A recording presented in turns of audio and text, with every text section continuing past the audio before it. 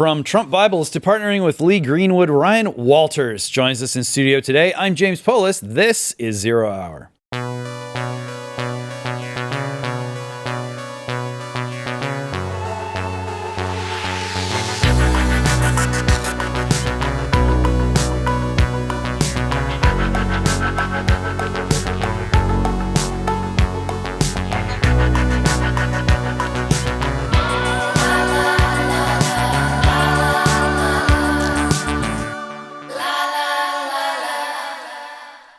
Ryan Walters is Oklahoma State Superintendent and is leading the fight against woke indoctrination. Yes, that's still going on, and liberal agendas in schools. Welcome, Ryan. Thank you for having me on, James. It's an honor. All right. Well, we love to have our stars on this show, but we also like to make stars on this show. You've been called the biggest culture warrior in Oklahoma, and as we all know, Oklahoma is probably the reddest state in the union, which would, by mathematical equation, make you the biggest culture warrior in the entire United States of America. That seems like a pretty big deal. So we're going to walk through all this stuff. I want to start with the teasers. Trump Bibles, what's going on? Hey, look, one of the things that we took on in education in Oklahoma was, you continue to see the left drive religion out of our school. They hate the fact that the Bible played a role in American history. And so we said, we're bringing the Bible back. We look back in the 1960s, you begin to see this war on religion in our schools. They took prayer out of school. They took the Bible out of school. And by the way, look what's happened to society ever since, right? You see, teenage drug use going rampant. You have teenage suicide. You see this hopelessness in young people. So we said, listen, our young people are going to understand the role the Bible played in American history. We're putting the Bible, the Constitution, the Declaration of Independence back in every classroom. And of course, the left is losing their mind over it. Of course, they've sued us over it. But here's the reality. They can be offended by it. They cannot like it. But our kids have to know our history. And it is undoubtedly a tremendous impact that the Bible has had in Western civilization and American history. Yeah, you teach them the whole Bible? Yeah, yes, sir. So what we do is we've got standards, and we're creating curriculum around that, working with a lot of folks on that. But what we do is, especially in a Western civilization, you get the full history of the Bible. But in American history, we really start, you look at the Pilgrims, you look at kind of why they came here, which again, you just see the absurdity of, if you take the Bible and Christianity and say, as the teachers' unions want us to, don't mention any of that in a history classroom. Right. Say, okay, well, then why did the Pilgrims come here? Right. Like, how do you explain that to a kid? So we start there.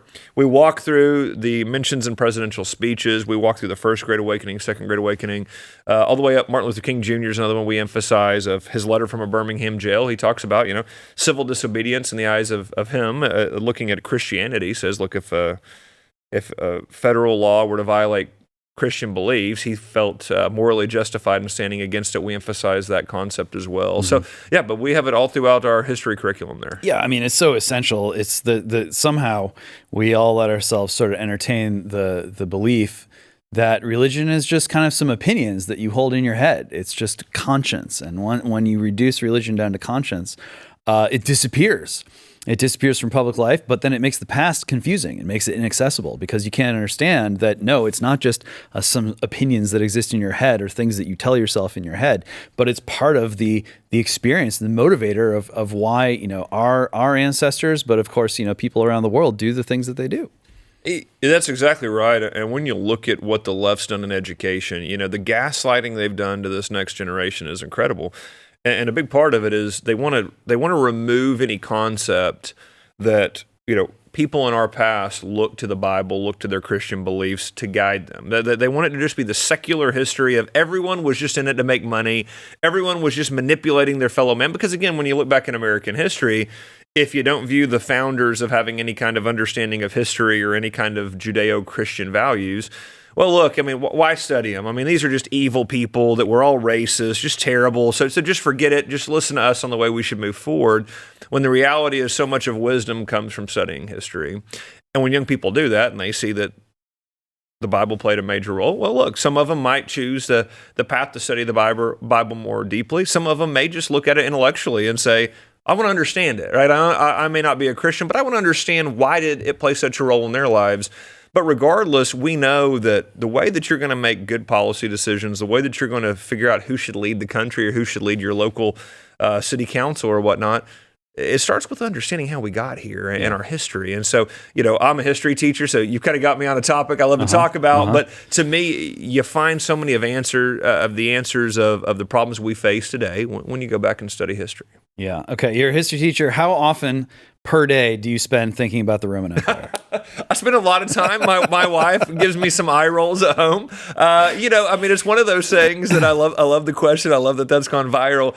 But look, I love that we're getting back into these conversations about Western civilization. Let's talk about it. I love watching your show. That we get to do these deep conversations about what are the lessons to be taken away? Again, human nature hasn't changed. The details change, but human nature is how it is. And that was such a foundational piece for our founders as they studied ancient Rome. They studied ancient Greece.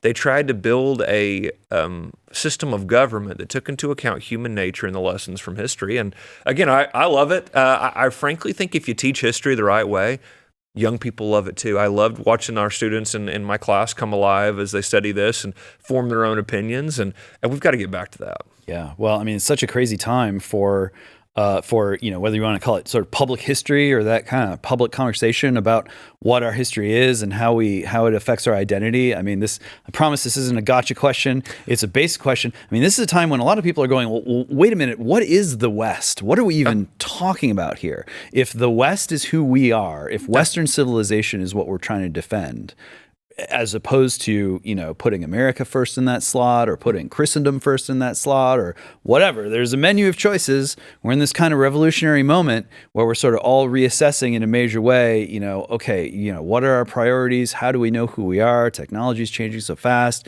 Post-World War II order is kind of not here anymore. Are we going to sort of pretend that it's still what is it? All those sort of questions, so big, so open. How do you approach those questions? How do you think answering the question of what is the West is even the right question to be asking?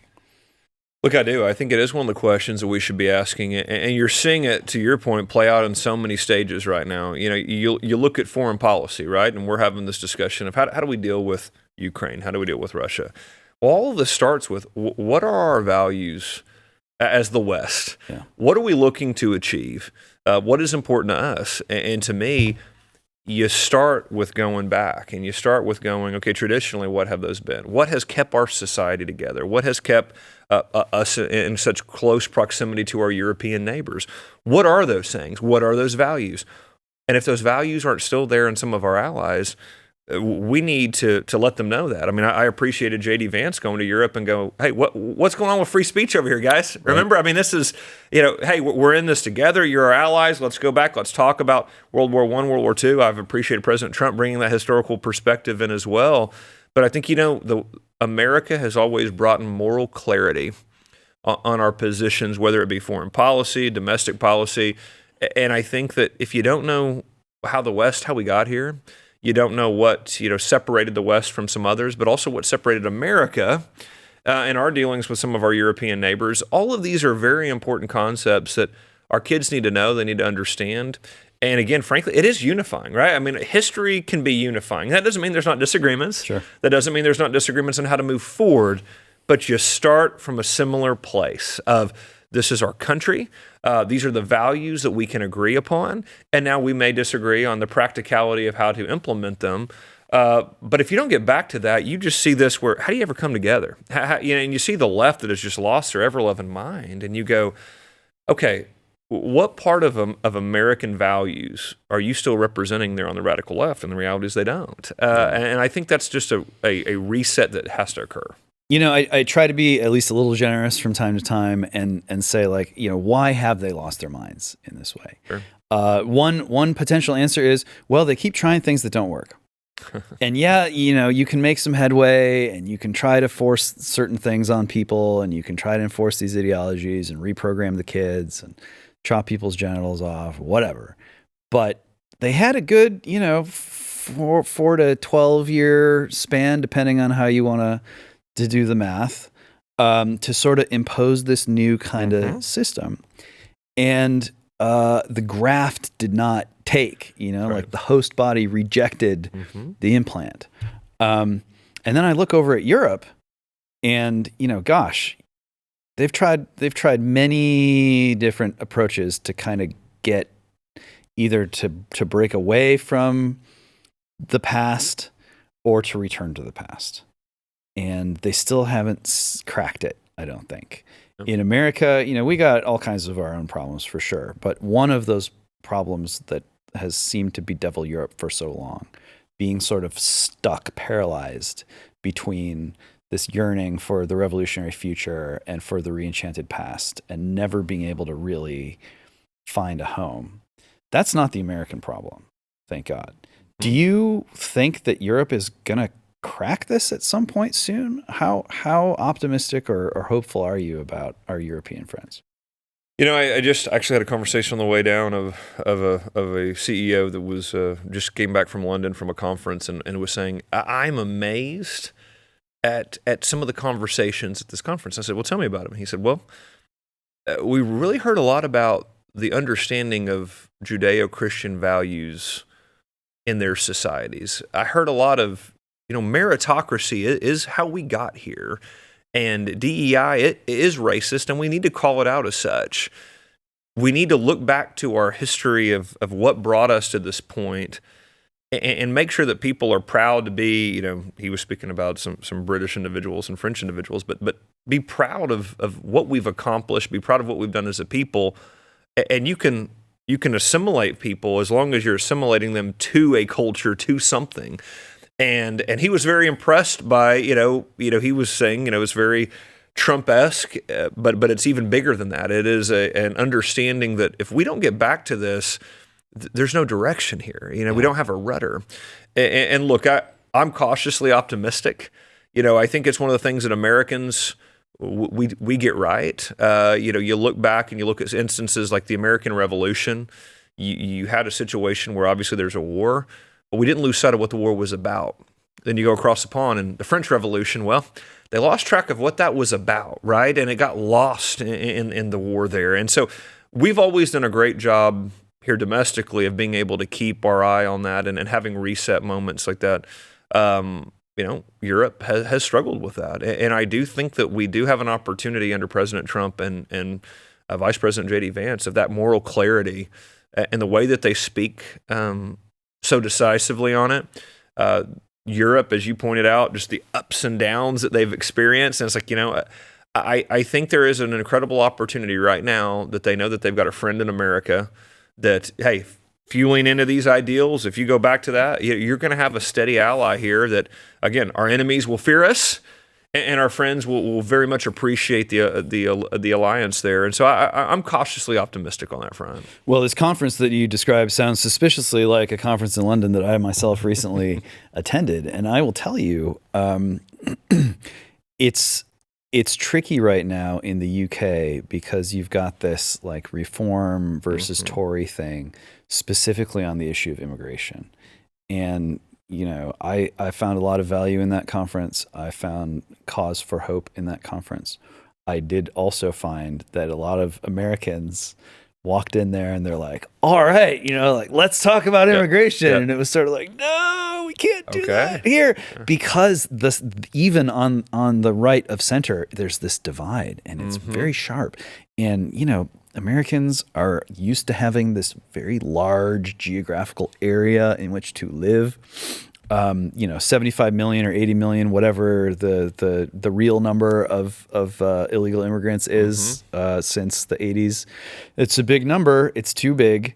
But this is an enormous land, and 300 plus million people, there's room for them. And that's not the way it is in Europe.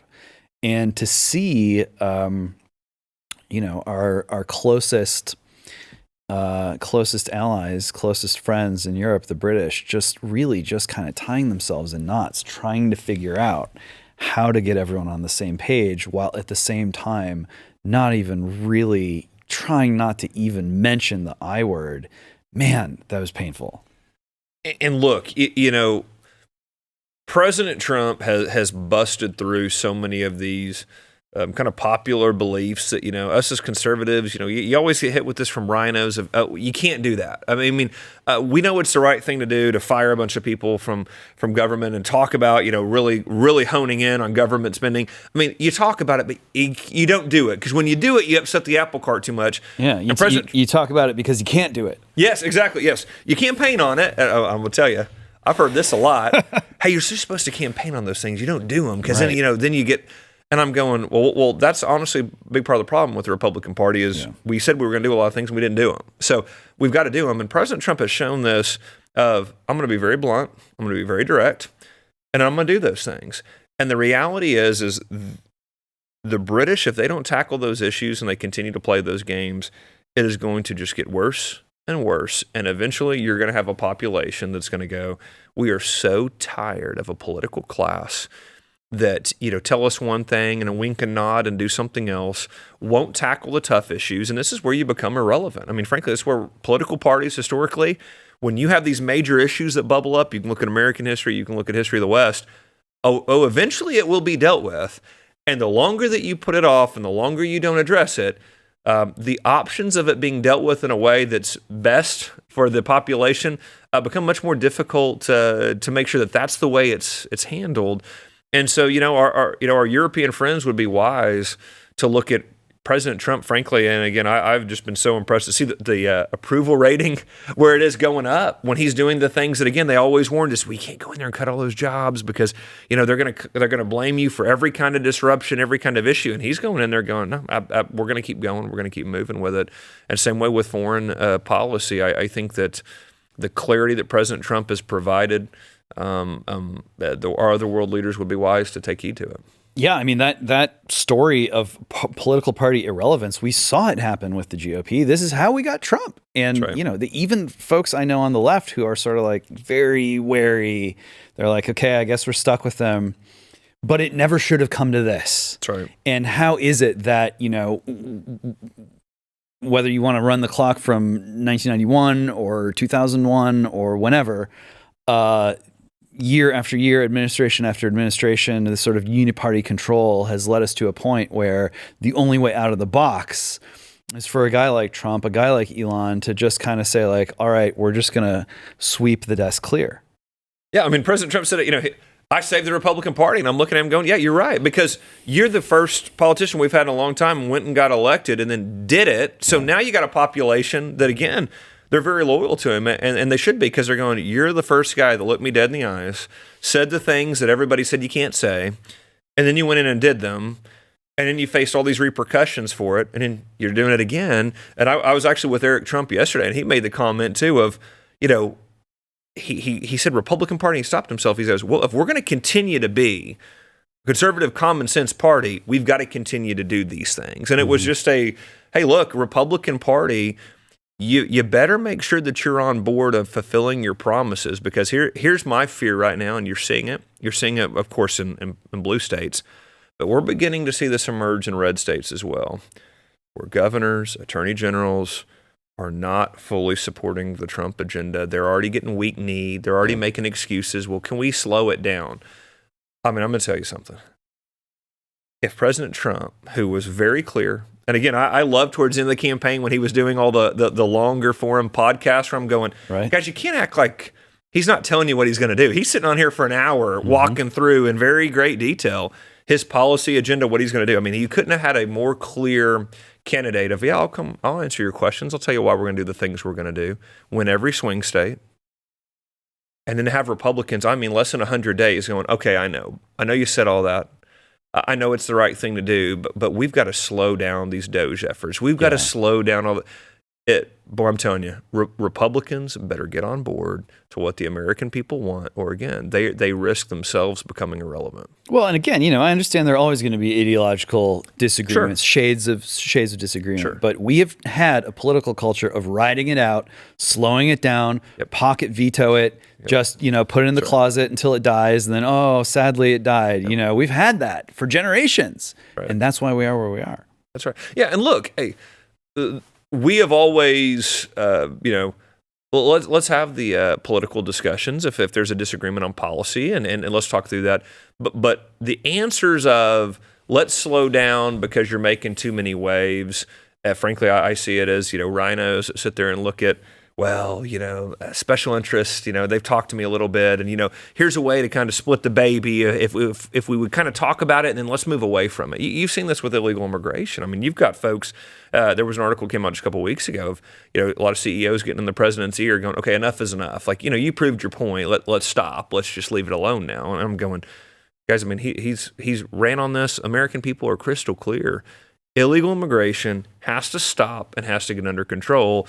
And again, Republicans, you got to hold the line on this. Support the president. Let's get this done. And, I look for the motivation beyond sort of the ideological, shades of whatever or who's whispering in your ear. I think a lot of our guys over on that side of things, they have had pretty comfortable lives, all things considered. That's right. And when you grow up in that kind of culture, your attitude is not going to reflect the reality that when it comes to making waves, like there are going to be waves. Sure. And either you're making them or someone else is. And if you're not going looking for trouble, trouble's going to find you anyway. If the status quo isn't rattled by what you're doing, are you really making much change? Yeah. And that's one thing I tell my team is, guys, they're going to be, the teachers unions are going to be mad at us. They're not going to go away. Your status quo, special interest, this kind of a bureaucratic class, they're not going to like it. Because again, things have gone very well for them. The system has been created the way that they want it to so that they continue to make money off of it and they continue to be in power. So when you upset that apple cart, especially when you do it of putting power back in the hands of the people through giving parents parent rights, school choice, things like that, oh boy, they come unglued. And again, to me, that points to the efforts that we're making are correct. We're on the right spot. I had protesters. I did a big event last night. Had dozens of protesters that follow me around wherever I go in Oklahoma. And again, why are they so upset? They are upset because we're over the target, because there's a dramatic power shift of putting parents back in charge of their kids' education.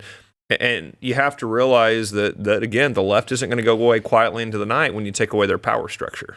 All right, so let's dig into Oklahoma. You said in the pre-show that if it's happening in Oklahoma, it's happening everywhere, and this goes across everything from the immigration to the education stuff to drug trafficking, cartel things. Sort of economic dislocation, the works. And I think that's important for people to bear in mind because, I think even a lot of Trump voters, they're scattered across the country, 3 million plus of them in California. They think of Oklahoma and they think of like, well, every county's red and it's just kind of a lot of, ranchers and tornadoes and it's, kind of off in its own world. What goes on there isn't similar to what goes on wherever I'm living. And that's not the case. So I want to look at, what your experience is on the ground there. Makes sense. The history teacher to superintendent pipeline. Not a lot of kids are like, when I grow up, I want to be a superintendent. Right. But I can see that for you, like, this is a move that isn't just about kind of getting comfortable in that position, making sure that the teachers' unions are sort of, well fed, kind of just riding it out, pushing kids out into a future that you don't understand. That's obviously not your game plan. So just walk us through sort of like how it is that you wound up in this position, what you were selecting for, and what are those immediate problems that you set out to solve? Sure. I started out, I wanted to be a history teacher. I was one of those kids. I was 15 and I was sitting in this history teacher's classroom and we're going through the Constitution, the Federalist Papers. We're reading some letters from Thomas Jefferson and I'm geeking out. Every day I'm going home. I'm wearing my parents out, my grandparents out. I'm going, anybody wants to talk history with me. And I just was like, I've got to do this. If I can do that for kids and get them as excited as my teachers did for me, that's what I want to do. And I had a grandparents and parents were very supportive of doing that. And so I became a history teacher, loved it, absolutely loved it. Loved teaching kids about America, loved teaching kids about American exceptionalism. Won some teaching awards. And then after that, people, kind of wanted to know what I thought on policy, things like that. We were always in the bottom of our educational outcomes in Oklahoma. So I began to speak out, began to speak about, look, we need to change the system. I talked a lot about school choice. Honestly, at the beginning, I was pretty naive. I didn't know why so many teachers were mad at me by saying, yeah, I think if a kid wants to go to a private school or be homeschooled, that's great, right? Don't you want the parent to decide that? Well, a lot of teachers union folks did not like that.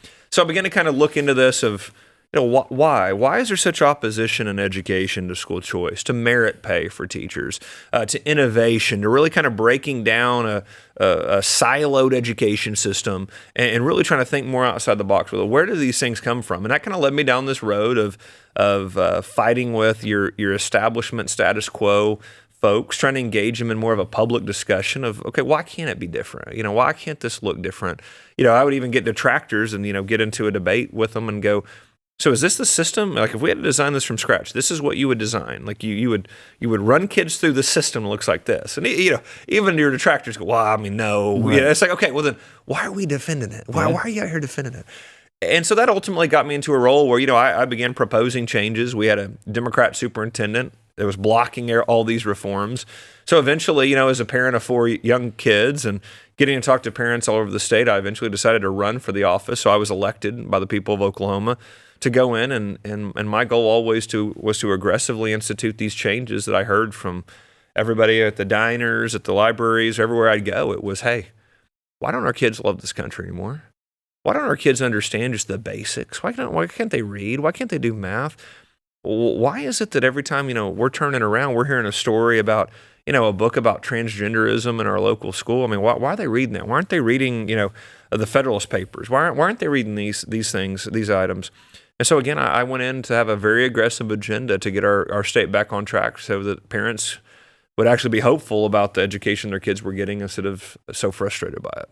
Yeah, just a story that's replicated across so many states, and to me, a microcosm of the way that more folks who are trying to understand how to get America back in the zone are facing or sort of assessing these two pathways, right? Pathway number one is parallel economy, create your own ghetto, you drop out of the system, retreat to the highlands,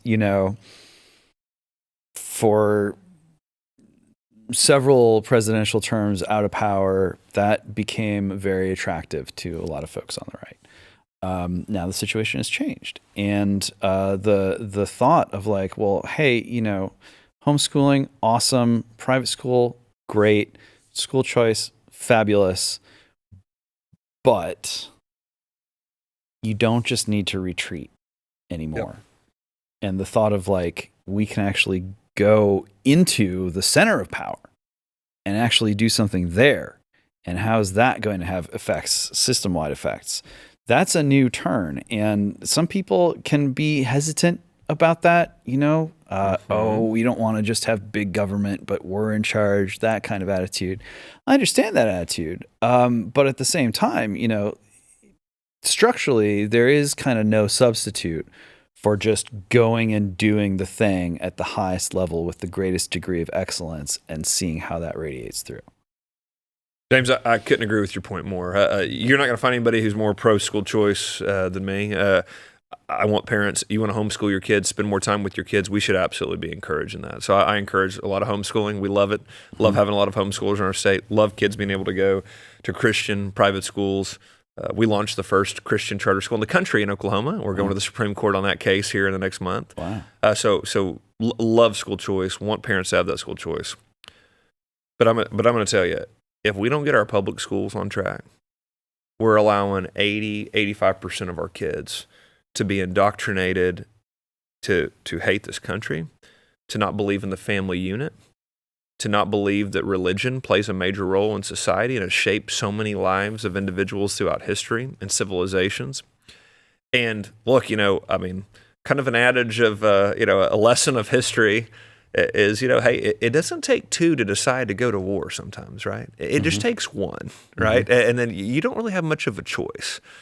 I'm going to tell you, the left is at war has started a culture war. They have attacked the family. They have attacked Judeo-Christian values, and they have used the school system to do that. If we don't engage on that front and we don't win, this country is going to be unrecognizable. And we've already seen signs of how close we are to that. And luckily, we haven't reached that point where it's flipped. The presidential election was just a great sign of it. Hey, we're not there yet. But I'm going to tell you, what you see in our schools and the undermining of society is truly incredible. And that's why, I believe it's twofold. you have to stop all the nonsense. I mean, we were the first state with banned critical race theory, DEI, all this transgenderism nonsense. We don't do the pronoun woke Olympic game. We stopped all that. But what are you doing? So you stop it. That's absolutely crucial. Mm-hmm. What are the kids learning? Mm-hmm. What are they reading about? What is their understanding of society? What is their understanding of America? And that's why I felt it was so crucial to put the Bible back in the classroom, embed character development around figures from American history in every grade level. I mean, if you go into a kindergarten class, they're going to be talking about Abraham Lincoln.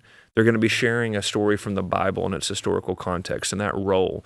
Character values, what made America. And if we don't get involved and engage on that front and say, listen, one of the main reasons of a public school, and you hear people talk about, why do we have public schools? Well, there's a few things, right? Absolutely. We have to have kids that are able to read. Absolutely, we have to have kids that can go get a job. Those are absolutely important. But one of the most essential is also, if we're going to be a constitutional republic that relies on our citizens to be actively involved in the future of this country by making decisions on who leads the country, what the policies are, both locally, statewide, and nationally, they have to understand, first of all, how does our government work? Second of all, our history. What do Americans believe? What is the American dream? What are American values? And if we don't do that, I mean, as Benjamin Franklin said, it's a republic if you can keep it. We're not going to keep it. We aren't going to continue to have a country that's based on those values if our young people don't know those things. Yeah, and here's the rub for me is there is out there on the right there's a strain of like very pessimistic, sort of classically influenced, is a black-pilled thinking, if you know what that term means, that says, look, Franklin was right. It's a republic if you can keep it. Polybius was right. You have the cycle of regimes. Yep. The founders were right that if you lose that sort of religious and moral foundation, then the whole entire experiment of a large republic is just going to sink into the morass. And unfortunately, we crossed that bridge. The American people as a whole are no longer fit for a Republican form of government. It is constitutionally guaranteed, but sadly, if you go back and read the history of the West, the inescapable conclusion is that we need to recognize that democracy, representative government is broken, and we need a stronger hand. And that's the only way that we're going to sort of hold everyone together. It's sort of like declining empire. You got to get someone in charge who can just hold all this stuff together and slowly work on one day getting to a better place where once again, people can function as citizens. That's a mindset. And from that standpoint, there's a certain kind of sense in thinking about what the left was trying to do. Oh, shucks, we can't be a republic anymore. How are we going to unite all of these disparate kinds of people? We got all these immigrants flowing in. We need the immigrants because we're deindustrializing. Everything's changing.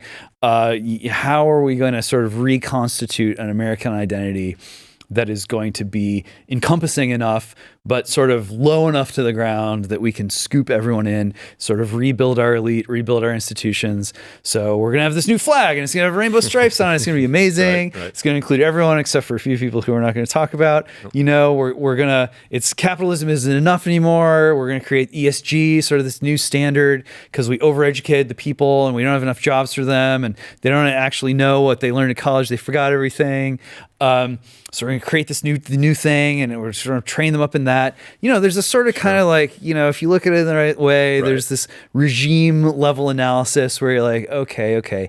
For so much of the Bush years, we had our generals and all those guys saying, look, we're ringing the alarm bell. We need national service. If we don't mandate national service, we're just going to have a bunch of selfish complainers who are out of shape and just consumers and don't, and a lot of that kind of ended up coming true. And we kind of never did get the national service. And in a sense, if you want to be charitable toward the elite left, they're trying to concoct some form of national service that could really just sort of reconstitute this body politic that was no longer fit for representative government. But guess what? At what cost, right? They started to make that apparatus happen, and you got these pipelines and NGOs, and we're just kind of building this new regime. But at what cost? Physical wellness, mental wellness, spiritual wellness, look at these people. You haven't made them better. You haven't relieved them of the burden of self-governance to sort of, well, at least we can scrape them back together as sort of human beings so that they get to a point where the baseline of health and fitness, and then they can rediscover the others. No, we went in the opposite direction. Made them maybe even less fit to be citizens.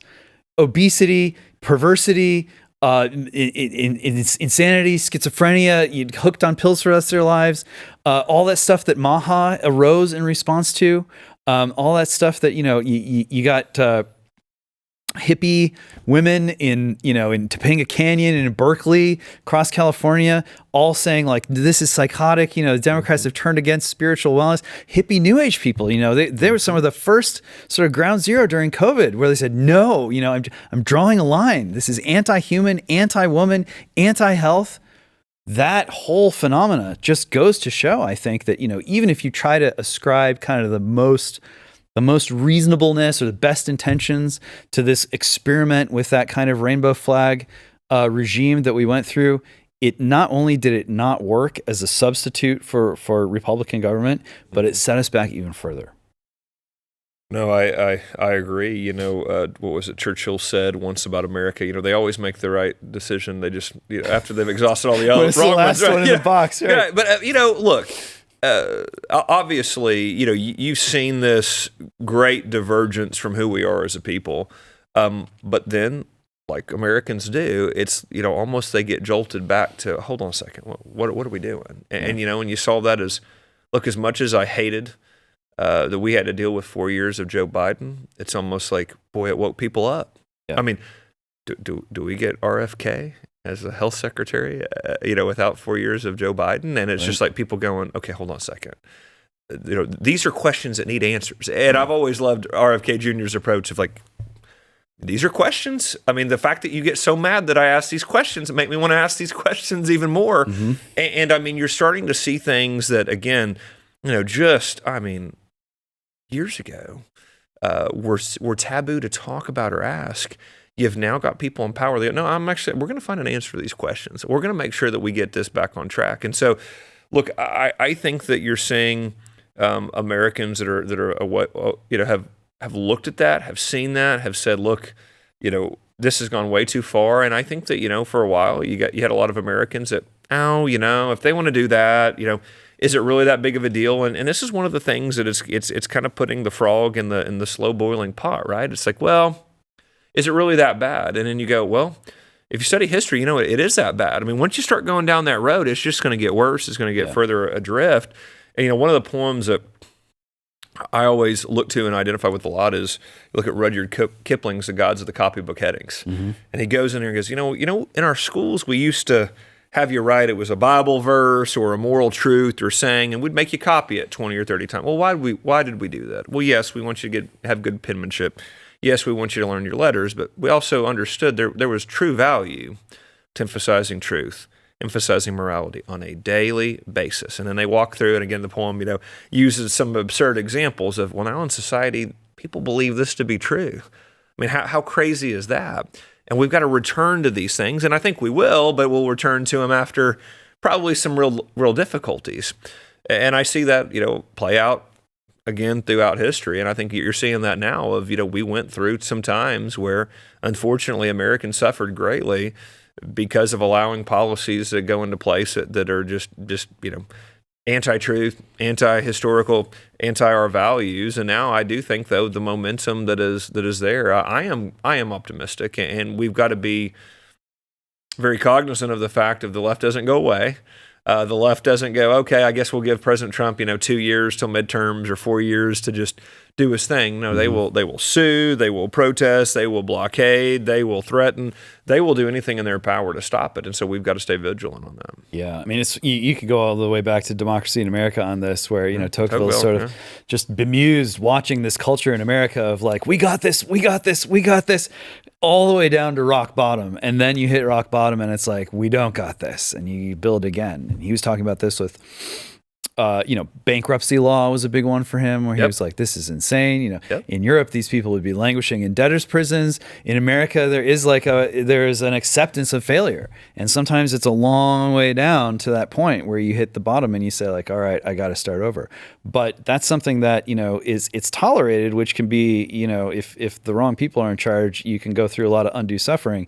But it's rewarded when you do make that decision that it's time to turn the ship around.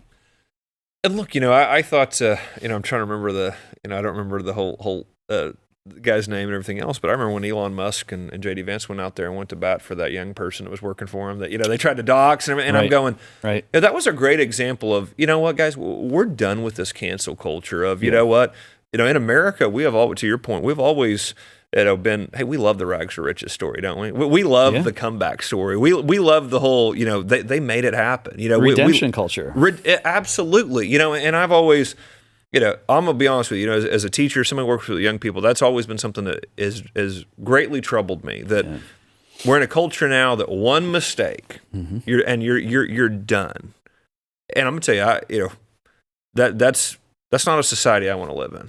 You want to live in a society where it's like, especially you're talking about young people, I'm going, so we're going to hold over somebody's head for when they're, not even 20 years old, something they did or something they said, and now they're just rejected from society. That's not the values our country was founded on. That's not, you look at Judeo-Christian values, that's not there, but also it's just, is that really what you want for your kids? Is that really what you want for the next generation? And so, look, I think that we've always been a country that says, hey, we love that comeback story. We love the redemption story. And I love that we're back into a place of, we're not going to allow this radical left movement to sit here and tear down individuals for one mistake. And I think that's very helpful for society for us to get that problem fixed as well. It is scary to see generationally how young people are kind of indoctrinated, whether explicitly or implicitly, into this idea that, one mistake and you're done. I've spent, a lot of years in LA, and over the years, you kind of get attuned to the cultural weirdness of that city, and a lot of it has to do with the fact that there are obviously a lot of actors, or at least there were a lot more than there are now, but there's still that attitude, and the neurosis of the actor, the insecurity of the actor, comes from knowing that if you fall into the slightest bit of disfavor, you're out, because there are hundreds of people right behind you who look just like you, who talk just like you, who will be obedient just like you. It starts from that first audition. You go into that audition room and you're waiting to be called in, and you're used to being a star in your hometown or whatever, the funny one, the charismatic one, the beautiful one, the one who stands out in a crowd. And you open that door and you walk in, and guess what? It's 50 people who look just like you, same height as you, same charisma as you, same accent as you, and you realize you're not so special. The internet has sort of done this to everyone now. The upshot of the internet is, no matter how big of a freak you are, whatever your identity is, you can find people just like you on the internet. You can spend all your time with them. You can hang out with them, have your own language, have your own like weird little things you talk about, and that can be your entire life. Well, the flip side of that is there's an entire internet worth of people out there who are basically just like you. And if you mess up one time, you're disposable and you can be instantly replaced. And I think a lot of kids just growing up with the internet, not knowing anything different, they know that there is a slush fund. There's a pit of people who are basically just like them, waiting to replace them. If, they step out of line one way or the other, give the powers that be the slightest excuse, and you're out. That's tough. There's one thing I would always make sure I told all my students, and I think it's important for young people to hear, is it was kind of twofold. Is first of all, you're unique, you're uniquely created. There's nobody like you, right? Like you are truly a special person. Never in the history of the world was there anybody just like you. Like you are truly unique. Right.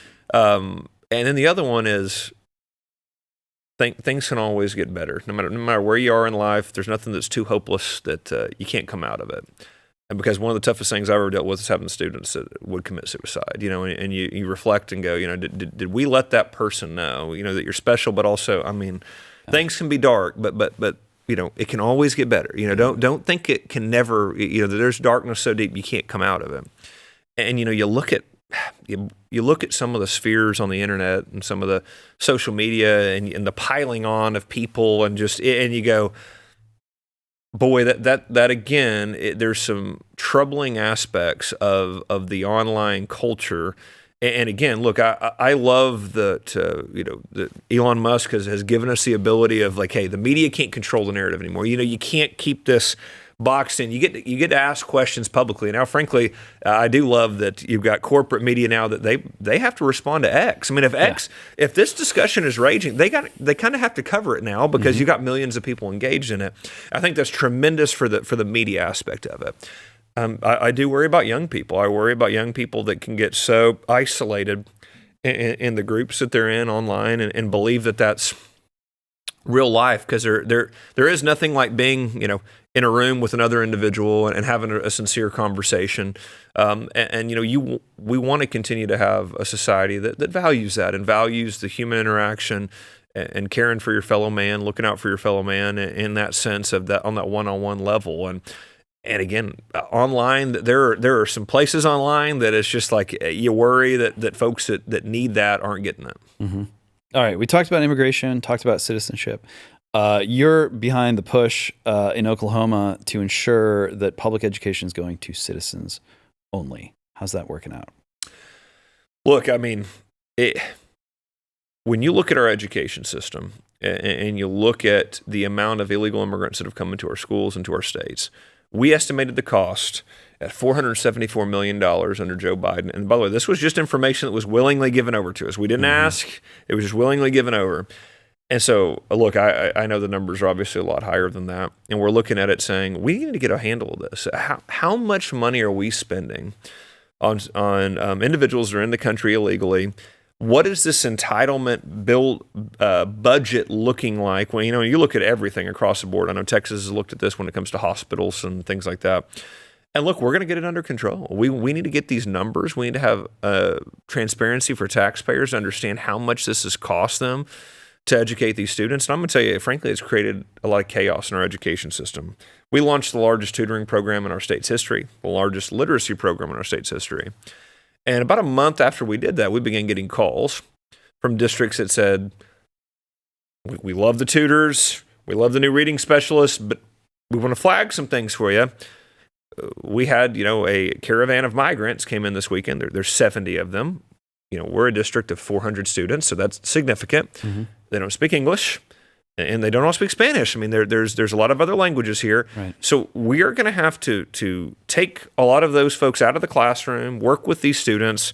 Our class sizes are going to double, and we're going to have to shift resources here to meet these needs. And that's something that I don't know that a lot of Americans realized, and that they see what it's doing to their towns and their cities, but just a real specific example of what that does inside a school system. Again, look, school districts grow and shrink. That's natural, but they grow and shrink in accordance with the town's growth, right? The town gets bigger, school gets bigger, town gets smaller. But to all of a sudden, over a weekend, have hundreds of migrant students come in, it has created chaos and a lot of pressure in our schools. And that's I think the first step is just getting a sense of how many illegal immigrant students are we working with inside our school system. I think that's the first step. Yeah. Are you assessing? Are the numbers rolling in? Yeah. So right now we have a rule in place that has to go through our legislature that would require when a parent enrolls their student, they have to provide their ID, their birth certificate, and if they're not from the country legally, they would tell us where they came from, what country, what language they speak. So right now we're working on getting that through. We are facing some resistance from some Republicans on that, but I still am very optimistic we will get it through. So right now we just have those numbers that came from the information that's available to us, but we would be the first state in the country to require that to be given over to us. Are you guys polling on this? How are the numbers? Polling on? Oh, yeah. I'm telling you, people want to know how much illegal immigration is costing their state. I mean, look, we look at everything just like every state does. I want to have less of a tax burden. I want to have less money coming into government. I want to have smaller government footprint. So what do you do with the resources that you're allocated? And listen, a big part of that is, well, how much are we allocating towards illegal immigrants, and what are we doing to ensure that we aren't becoming a state that is welcoming in more illegal immigrants to utilize more of these services that, again, are services that are being taken away from citizens in our state? Yeah. Okay. So let's talk about the students who are our citizens. They're in there. They're being educated. I think a lot of Americans have the general impression that, it's Oklahoma, so they're just reading the Bible and reading about farming, and that's all that nothing, no weirdness. Not true, right? So you're having to deal with like various like perverse texts and materials being distributed to students. How are you confronting that, and how bad's the problem? It's unreal how bad the problem is. When I first got into office, we banned pornographic material from the classrooms. We banned transgender ideology from the classrooms. I was sued by our own administrators. Wow. Superintendent sued me to keep genderqueer and flamer in grade school classrooms. Was there an argument there? Were they trying to present this as something that was essential to, okay. And this is where, it's under inclusivity, you've got to include all kind of sexuality. You've got to include all of this in the classroom. And by the way, that argument really shifted once, inclusivity, you want genderqueer, flamer in the classroom. You guys are the same ones that then turned around and sued me to keep the Bible out of the classroom. So It was inclusivity, except for when it came to the most read book in American history. They didn't want that one in there, but they wanted the other ones in just to show you their hypocrisy on that. But no, their argument was under the guise of inclusivity. We should be allowed to have these texts in our libraries as required readings. And so we've been able to fight back against that. We've also now, within the week, I had 2 school districts. One of them sent out a handout to a classroom of high school kids, asking them about their favorite sexual preferences in graphic detail, about which of these sexual preferences do they have. Now, again, that is completely inappropriate in the classroom. We have pulled over 100 teacher certificates from sending sexually explicit text messages or committing sex acts with kids in the state of Oklahoma. And we have tightened our rules on, hey, you can't text kids anymore, okay? If you want to text a kid, text their parent, right? Don't be texting a minor in a private text messaging chat. But we've had to pass all these rules, all these requirements because of, again, people that have crossed the line, people that have indoctrinated kids, and then people who have taken even a step further to engage sexually with kids. And that's what we have got to protect our young people. We've got to make sure that it's the best and brightest in the classroom. And listen, if we're dealing with it in Oklahoma, I'm telling you, it's happening in every state, and we get those emails and those phone calls all the time of, thank you for what you're doing. I'm from, this state or that state. We're seeing the same things here. Yeah. Are other superintendents hitting you up and saying, how are you dealing with this kind of stuff? Yes. No, we are working with quite a few states around the country of some of the measures we've put in place, of how we're able to deal with that. Again, you can't turn on the national news every week and not see an issue of a teacher doing something inappropriate with a kid. And again, one of the things that I think we have to stop is we allow folks to resign in the middle of an investigation across the country, and then they go teach somewhere else. Right. And so some of these teacher certificates we've pulled, they were in 4 districts in 3 years. That's and wild. You begin asking questions and going, okay, look, that's pretty odd, right? Why were you in 4? Well, you start looking, they got accusations and the district just let them quit. And I'm going, so a district didn't hold you accountable for breaking that sacred trust that a parent has. When they send that kid to school, I've got 4 little ones. When I stick them on the bus and send them to school, I assume they're going to be safe. They're going to get education. They're going to come back safe. Yeah, you're not sending them to Epstein Island here. That's right. And so when that happens, instead of not only firing them, not only sending that information to the State Department, sending that to law enforcement to move, you just let them resign so they can go do that somewhere else. Well, we've ended that practice in Oklahoma, and we've said, look, hey, districts, if you do that, we will hold you responsible. So administrator that allows that to happen, we will hold you just as responsible as that perpetrator in that situation. We'll pull your certificate also. And so we've been rooting out those problems. But again, we have got to get that under control. And I'm going to tell you one of our biggest barriers, and that is teachers' unions. Mm-hmm. They fight any teacher being fired. They try to create these processes that don't allow you to pull them out of the classroom. We have them in Oklahoma right now. They're pushing for, you need to give them at least 10 days notice before you'd pull them out of the classroom. And I went to them and said, so someone molests a kid, we need to give them a 10-day notice before you pull them out of the classroom? I don't think so. Well, we're not going to do that. We're going to pull them out of the classroom immediately, and we're going to refer that to law enforcement. But they protect your worst actors. And so, again, teachers' unions, I'm telling you right now, you got to drive them out of your school system. We're doing that in Oklahoma, but every state should be doing that. All right, we got about 5 minutes left. Looking forward, walk us through this lawsuit going up to the Supreme Court. Why does it have to go all the way up? So, look, we're incredibly excited to be leading on this. So the first religious charter school in the country is in Oklahoma. Our own Attorney General is fighting it and is taking it all the way to the U.S. Supreme Court. But here's the reality. This charter school met every qualification they needed to be a charter school. We've got folks on the left that have said, well, I know, but they can't do it because they're Christian, they're Catholics. And we go, okay, well, that kind of flies in the face of your right to freely express your religious beliefs, doesn't it? They met every criteria, but because they are a Christian organization, that they can't start a charter school. And the reality is they had a great argument, too. The Catholic Church did. They pointed to, we've got some of the most successful schools in the state and in the country. We want to make that model more accessible and put into a charter school. So, of course, we supported that. We were able to launch that initiative. And so now we're going to the U.S. Supreme Court to make sure that religious liberty is protected. And two, to make sure that we are providing school choice options for all of our parents. And so we're very excited about that. That's in April. And so we look forward to that. And look, President Trump's put originalists on that court. If you look back to the Constitution, obviously there's no separation of church and state that's in the Constitution or in the Declaration of Independence. There's an establishment clause, there's a free exercise clause, and there's absolutely no issues there if that's what you look at. And so we feel very confident about our chances. You like your odds in the court? I do. Look, I do. I think that we now have a majority of originalists. Now, look, sometimes you see some rulings that leave you scratching your head. Right. But I think we've got a great opportunity here, and I feel confident about it. If you win, let's say you do, how fast do you expect that model to spread through the rest of the country? I think very quickly. I think you'll see it pop nationally incredibly fast. I think you'll see this fall. I think you'll see them opening up in states all across the country. And again, I think it would be a huge win for parents. I think it would be a huge win for our states and for our country to say, look, parents, you got more options now than ever. We want you to be involved in your kids' education. If you choose this option, we absolutely want it to be available to you no matter what your background is, no matter what your income level is. We want you to have these options. I think it's huge. All right, so stepping back, big picture, looking at what an ideal sort of U.S. education system looks like. So you'd be saying teachers' unions out, religious charters in. How much is public education left with at the end of that day? Yeah, look, and then you abolish the Department of Education, which right. Linda McMahon, she's rocking and rolling on that. Yeah. President Trump has been, laser focused on that. So you eliminate the federal Department of Education. You send education back to the states. States, you send it back to parents. You have religious charters.